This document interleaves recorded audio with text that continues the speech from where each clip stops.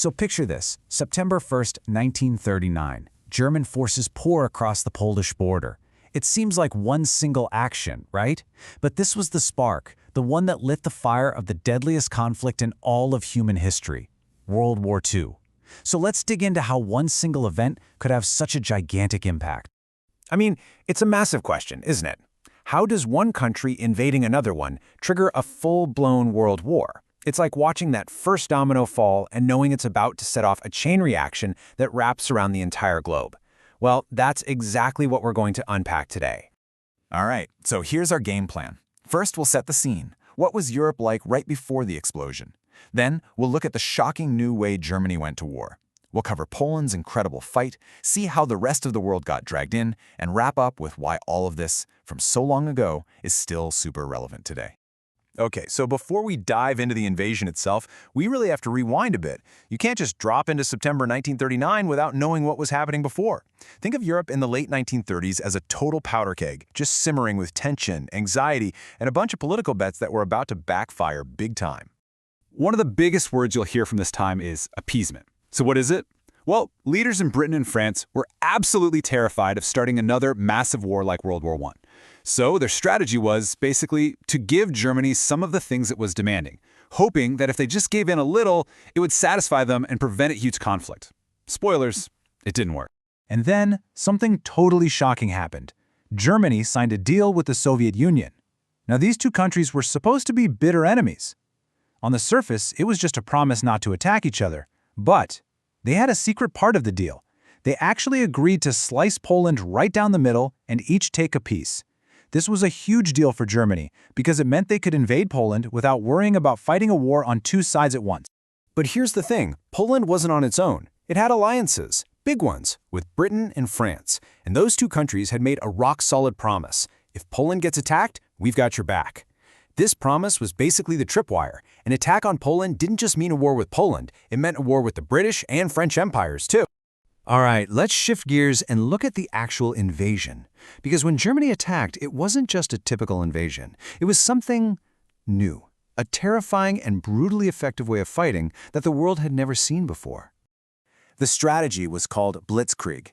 It's a German word that literally means lightning war. And that name is perfect. The whole idea was to create shock and chaos by moving with incredible speed and overwhelming force. Forget the slow, grinding battles of World War I. This was all about winning fast. So how did they do it? It was like a three-punch combo. First, the Air Force would swoop in, bombing things like railroads and communication lines to cause confusion and cut off supplies. Second, while the enemy was reeling, thousands of fast-moving tanks would smash through their defensive lines. And finally, ground troops would pour in behind the tanks to surround the enemy, cutting them off completely. It was all about that coordination, air, armor, and infantry working together. And that's exactly what happened on September 1st, 1939. The invasion started without any warning, no formal declaration of war. One moment it was quiet, the next it was the sound of planes and explosions. This is the date, the moment that World War II officially began in Europe. So while all this was happening, a whole nation was fighting for its life. We've seen the strategy, but now we need to talk about the people on the receiving end, the Polish soldiers and civilians who fought back with everything they had. Now, the Polish army was incredibly brave, but they were seriously outmatched when it came to technology. They were fighting with an army that still had a lot of older weapons, going up against Germany's modern tanks, a massive air force, and advanced radio communication that kept everything coordinated. It was a clear mismatch of tech, but definitely not a mismatch of courage. And if you look at the timeline, you can see just how hopeless the situation became. So on September 1st, Germany invades from the west. Okay, on September 3rd, Britain and France declare war on Germany. That's a little bit of hope, right? But then, on September 17th, the Soviet Union invades from the east. Poland was literally caught in a vice, squeezed between two massive invading armies, a two-front war. For ordinary people, for civilians, life just stopped. Imagine everything you take for granted, going to school, hanging out with friends, family dinners, all of it gone.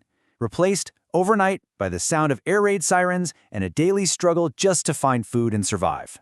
The capital city, Warsaw, fought on for weeks. It became this incredible symbol of Polish resistance, refusing to give up even under constant bombing. But by September 27th, the city was in ruins. After weeks of street-to-street fighting, they finally had to surrender. It was a heartbreaking moment, and it marked the end of the main fight inside Poland. But the fall of Poland was not the end. In a way, it was just the beginning. This is the point where the conflict explodes from a regional invasion into a genuine world war. Remember that promise Britain and France made? Well, they kept it. They gave Germany a deadline. Get your troops out of Poland or else. Germany ignored them, so on September 3rd, Britain and France officially declared war. The dominoes were falling fast. And Poland never officially surrendered. Even though their country was occupied, the Polish government escaped and set up a new base in London.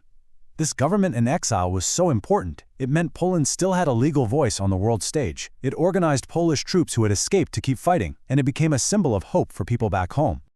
Okay, so we've covered the what and the how, but now, the big question, why does this still matter? Why are we talking about something that happened so long ago? Well, because what happened next, the occupation and its legacy, literally shaped the world we live in right now. For the Polish people, the end of the invasion wasn't a relief. It was the beginning of a new nightmare. The country was split in two, with Germany controlling one side and the Soviet Union the other. Life under occupation was brutal. Basic rights disappeared, and people lived in constant fear. That spark in Poland really did set the world on fire. The war spread from Europe to Asia and Africa. Factories stopped making cars and started building tanks. New, terrifying technologies were invented. This invasion set the stage for 6 long years of conflict that would completely change the world map. So as we've seen, the invasion of Poland wasn't just one battle. It's a story about alliances, about new technology, about incredible bravery, and about what happens when diplomacy fails. Remembering September 1939 is so important because it reminds us just how fragile peace can be. And it makes you think, what's the biggest lesson we should take away from all this today?